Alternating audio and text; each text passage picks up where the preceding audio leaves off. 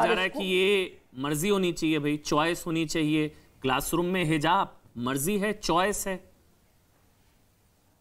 फिर वो देखिए चॉइस हर जगह नहीं चल सकती है। एक डेकोरम होता है, एक यूनिफॉर्म होता है, एक ड्रेस कोड होता है। आप स्विमिंग करने जाएंगी तो क्या आप हिजाब पहनकर स्विमिंग करेंगी? हैं? ये एक ड्रेस कोड है। वकीलों का एक ड्रेस कोड है, डॉक्टर का एक ड्रेस कोड है। आप एक ड्रेस कोड को फॉलो करिए, नहीं तो आप उस संस्था से हट जाइए। आपकी वो संस्था आपसे जबरदस्ती नहीं कह रही है कि आप हमारी संस्था में आके एडमिशन लीजिए। आप अपना कॉलेज, अपना इंस्टीट्यूशन अलग खोल लीजिए फिर। नहीं तो इसमें जो पक्ष आ रहा है वो ये है कि एजुकेशन रोक दें। उसमें जो पक्ष आ रहा है वो ये कि क्या हम ऐसे प्रतिबंध लगाकर उनके जीवन को बेहतर बना रहे हैं? हिजाब उतारने के लिए कहना उनकी निजता पर हमला है, क्लासरूम के बाहर हिजाब उतारने के लिए कहना उनकी निजता पर हमला है, और मुस्लिम बेटियों की गरिमा पर हमला है, और धर्मनिरपेक्ष शिक्षा से वंचित करना है हिजाब उतारने के लिए कहना। अंबर जैदी, मतलब मैं सवाल ले लेता हूं, ये हिजाब की जो जिद है क्लासरूम में, हिजाब के कोई खिलाफ नहीं है, लेकिन क्लासरूम में हिजाब की जिद, आपका सवाल यह है कि ये क्या मजहबी हट है या संवैधानिक हक है? ये हक है या हट है?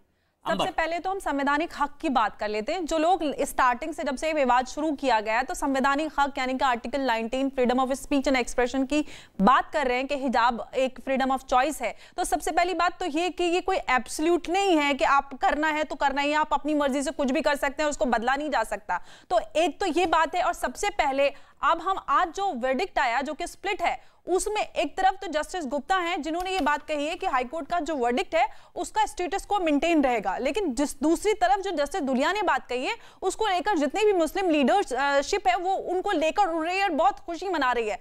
आप उनके ही बयान सुनिए एक ही जुबान में। वो एक तरफ कहते हैं कि हिजाब जो है, ओवैसी जी की मैं बात करती हूं सबसे पहले, ओवैसी जी ने जस्टिस दुलिया के बयान को लेकर ये बात कही कि हिजाब को लेकर कुरान में सूरह अहज़ाब में आयत में ये कहा गया है, जो कुरान में जो भी बात कही गई है वो एसेंशियल है, हमको माननी ही है। लेकिन उसके साथ साथ वो एंड में ये भी कहते हैं कि फ्रीडम ऑफ चॉइस और एक्सप्रेशन की बात करें, वो हमें जस्टिस दुलिया का बयान बहुत अच्छी बात है और हम उसकी बहुत उसका स्वागत करते हैं। तो पहले तो आप वो खुद ही नहीं डिसाइड कर पा रहे कि एसेंशियल टू इस्लाम है या फ्रीडम ऑफ चॉइस का मसला है।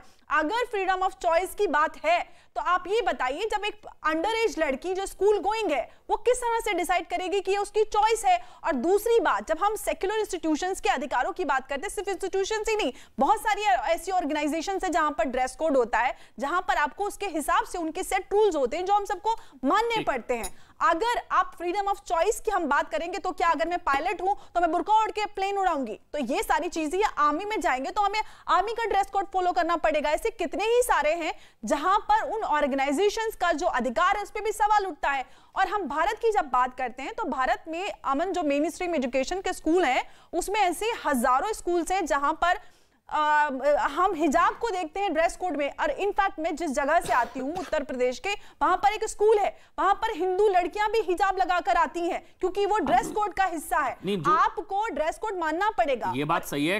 पक्ष ये आता है कि कुछ स्कूलों में अलाउड है, तो जहां अलाउड है वहां है, जहां यूनिफॉर्म, क्योंकि जब यूनिफॉर्म शब्द, यूनिफॉर्म का मतलब है यूनिफॉर्मिटी, यही एक समानता, तो वहां चॉइस हो ही नहीं सकती है। अब जब यूनिफॉर्मिटी आ गया, यूनिफॉर्म शब्द का मतलब अर्थ है यूनिफॉर्म, यूनिफॉर्मिटी, समानता, तो जब यूनिफॉर्म है तो चॉइस तो हो ही नहीं सकती। हर कोई अपनी अपनी चॉइस से अगर आएगा कपड़े पहनकर तो फिर वो होगा नहीं। मैं एक बार सरवर साहब का कमेंट ले लेता हूं, लेकिन उससे पहले दानिश भाई, मैं एक कमेंट आपका ले रहा हूं।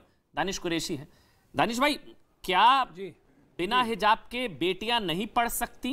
नंबर 1। और नंबर 2, जो आज कोर्ट में भी कहा गया जस्टिस धूलिया की तरफ से कि हिजाब शिक्षा का टिकट है, क्या मुस्लिम बेटियां बिना हिजाब के नहीं पढ़ सकती हैं?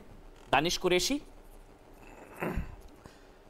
देखिए अमन साहब, मैं आपको सबसे पहले तो जो हमारी बहनें बैठी हैं मैं उनको कानून का दर्स सिखा दूँ। अभी हमारी कोई बहन कह रही थी कि वो छोटी हैं, वो डिसाइड नहीं कर सकती, तो इसीलिए उनके वालिदैन जो हैं, उनके माँ बाप जो हैं वो फैसला करते हैं। जिन परिवारों में हिजाब उनका कल्चर का या रिचुअल्स का हिस्सा है और जो लोग इसी तहजीब में अगर पढ़ाई करने जाते हैं तो वो उनके माता पिता का है। देखिए मैं आपको बताऊं, इस्लाम में 2 चीज़ें हैं, ला इकरा फिद्दीन, मतलब ज़बरदस्ती नहीं हो सकती। अगर कोई नहीं पहन रहा है हिजाब तो उसको आप ज़बरदस्ती नहीं पहना सकते, तो अच्छी बात है। तो अगर कोई पहन रहा है तो उसको आप जबरदस्ती उतार भी नहीं सकते। याद रखिए, ये जो पूरा मामला है इसमें उन लड़कियों की तरफ से पूरा मामला किया गया जो लोग हिजाब पहनना चाहते थे।